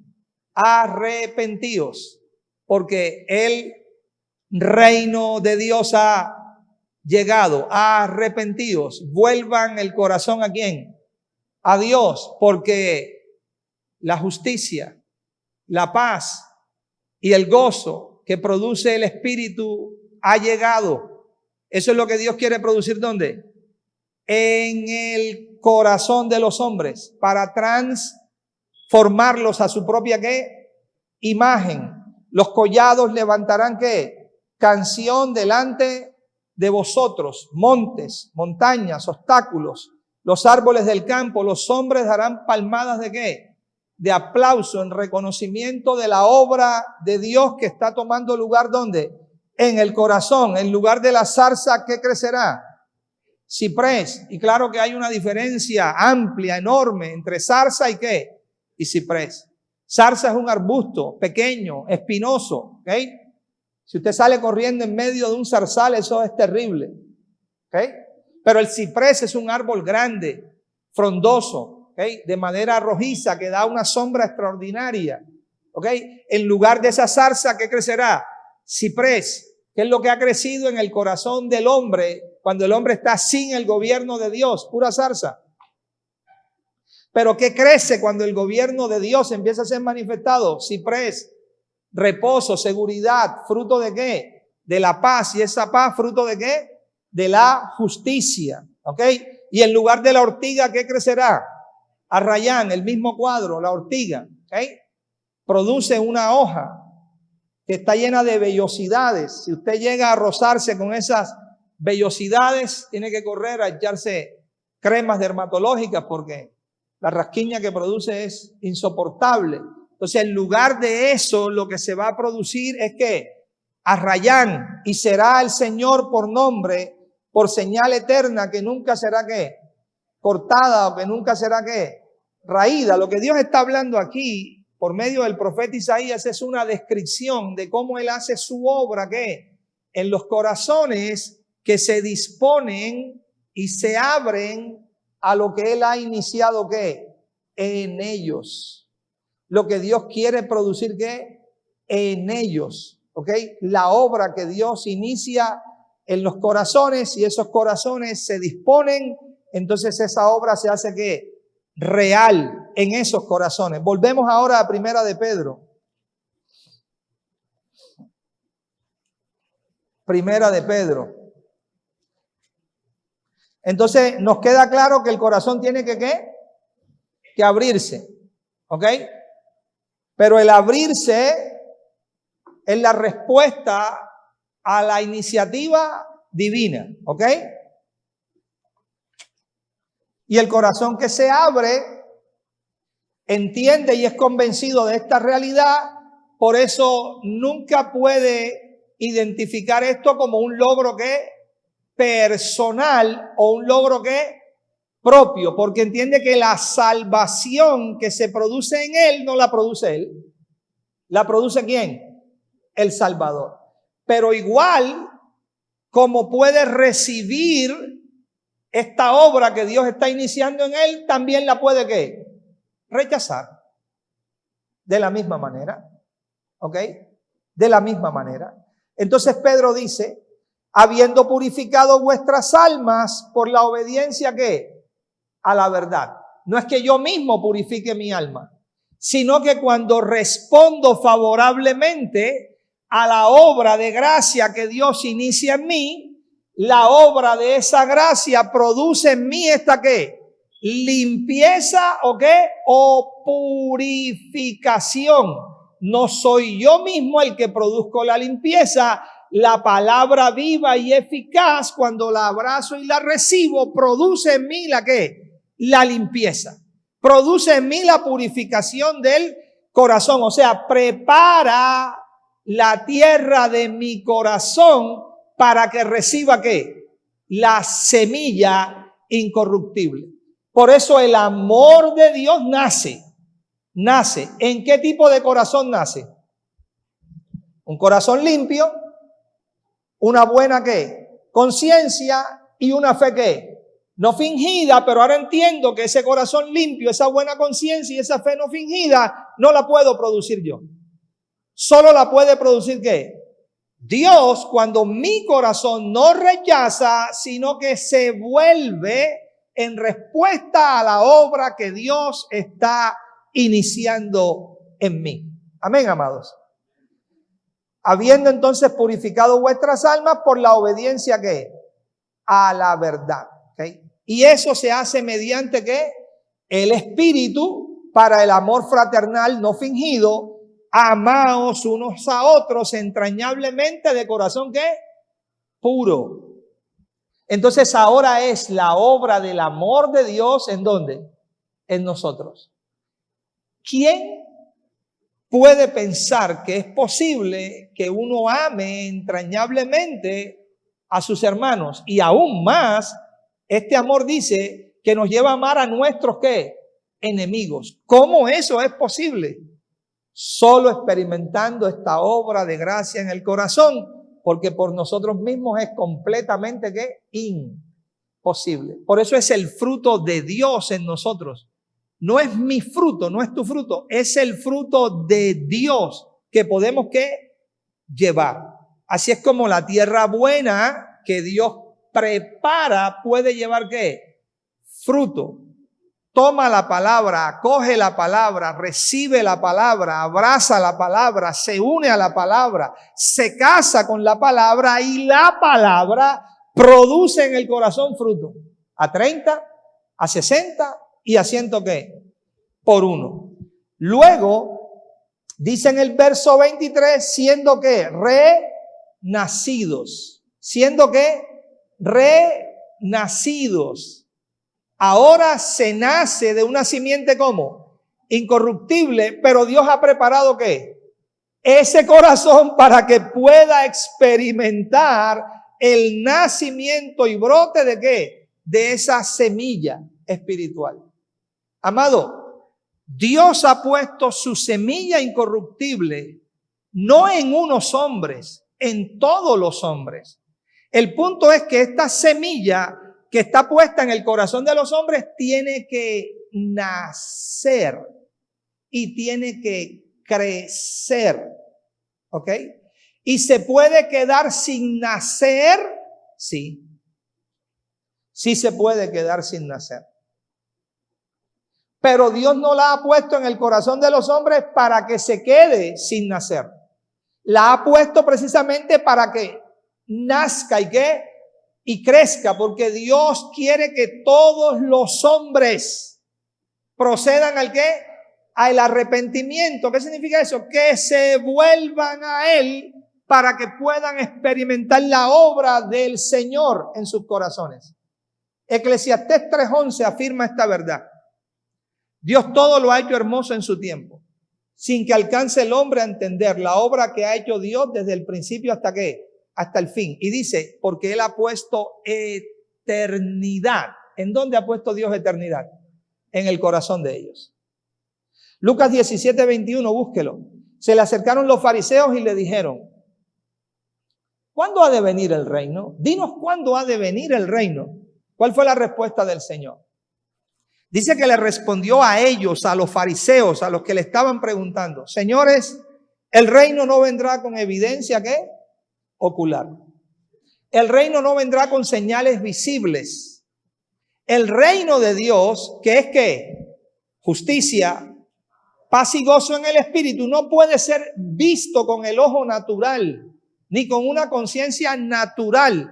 El ojo natural, la conciencia natural no tiene capacidad para discernir el reino, la justicia. Por eso, Nicodemo, para ver este reino tienes que nacer del Espíritu. Tienes que nacer de arriba, porque si no naces a esta realidad espiritual, a mi realidad espiritual, nunca puedes ver ¿qué? Mi obra, mi reino, mi justicia. Es que es imposible. ¿Ok? Entonces, se hace total y completamente necesario que podamos experimentar ¿qué? Este nacimiento para poder ver ¿qué? El reino. Así es que le dice eso a los fariseos. Este reino no vendrá con evidencia ocular, ni dirán, ¿ves? Externamente, helo allí, helo aquí. ¿Por qué? Porque el reino de Dios, ayúdeme, está entre vosotros. Y ahí tiene que subrayar esa expresión entre, ¿ok? Y la busca en Nuevo Testamento griego interlineal, el que usted quiera puede escoger. La palabra que se usa es entos. Y esa palabra entos no traduce entre, traduce dentro. Y eso cambia el sentido completo de lo que el Señor está diciendo. El Señor lo que les está diciendo es a los fariseos: ustedes me están preguntando cuándo ha de venir ¿qué? El reino. ¿Cuál es la visión que ellos tienen del reino? Externa, natural, terrenal. Ellos lo único que anhelan es que Dios mande un rey con un poder que externo, que junte a un gran ¿qué? Ejército y que quite sobre ellos el yugo que tienen del imperio ¿qué? Romano. Ellos esperan un reino natural que les resuelva un problema externo. Pero el Señor les está hablando de otro reino. ¿El reino de qué? De Dios, que para empezar no es de este mundo. Es de una naturaleza total y completamente ¿qué? Contraria. Ellos quieren decapitar a sus enemigos. Y Él les está diciendo que en este reino se ama a sus enemigos. Ellos están maldiciendo a sus enemigos y Él les está diciendo: señores, en este reino se bendice a los que os maldicen. Entonces ellos no identifican de qué cosas este hombre nos está ¿qué? Hablando. Y ahora más locos todavía, porque les dice: el reino que ustedes quieren ver afuera y esperan externo está dentro de sus corazones. ¿Cómo que está dentro de sus corazones? Sí, está dentro de ustedes.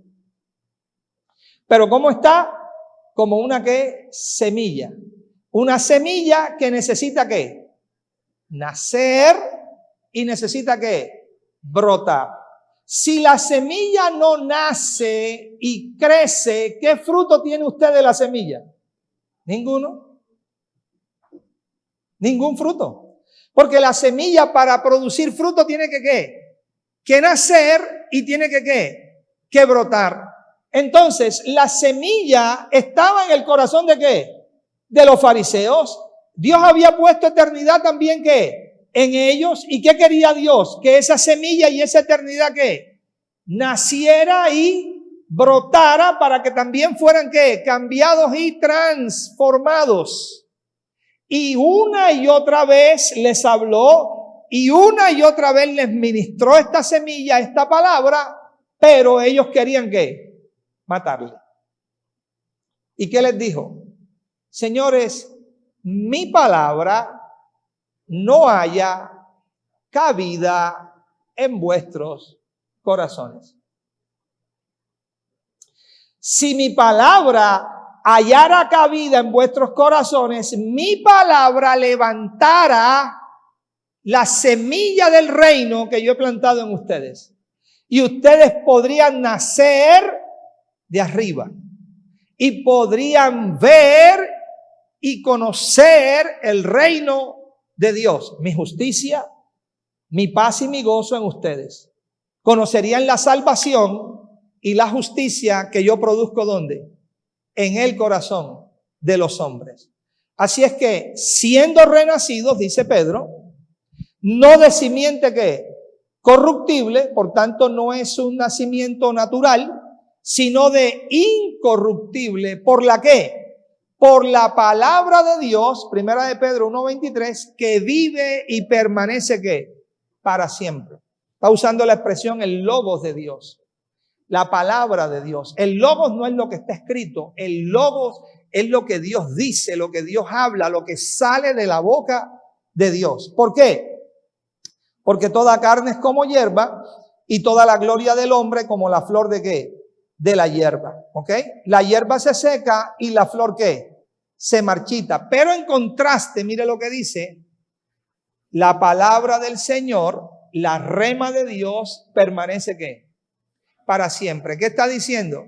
Que hay una semilla que es natural, ¿ok? Pero la semilla que es natural produce cosas ¿qué? Naturales. Pero hay una semilla que es incorruptible y eterna y produce cosas ¿qué? Eternas. Y que no se puede comparar una semilla con la ¿qué? Con la otra. Porque una semilla produce hierba.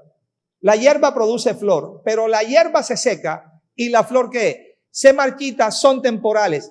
Pero el que nace de esta palabra viva que vivifica, entonces vive y permanece para siempre. Por eso el que cree en mí, aunque esté muerto, vivirá. Y luego dice, y esta es la palabra que por el evangelio os ha sido ¿qué? Recapitulo para finalizar. Entonces, mis amados, este evangelio es la palabra viva de Dios, el poder de Dios, el cual Él desea que todos los hombres podamos ¿qué? Conocer, experimentar, recibir, abrazar en nuestro corazón para producir salvación y justicia en el corazón de los hombres. Esto se llama una verdadera transformación. No es algo instantáneo, no es algo automático, es un proceso que se va produciendo en el corazón, pero que se va marcando una ¿qué? Evidencia y testimonio real y verdadero. El evangelio, mis amados, nunca nos deja en la misma condición en la que nos encontró.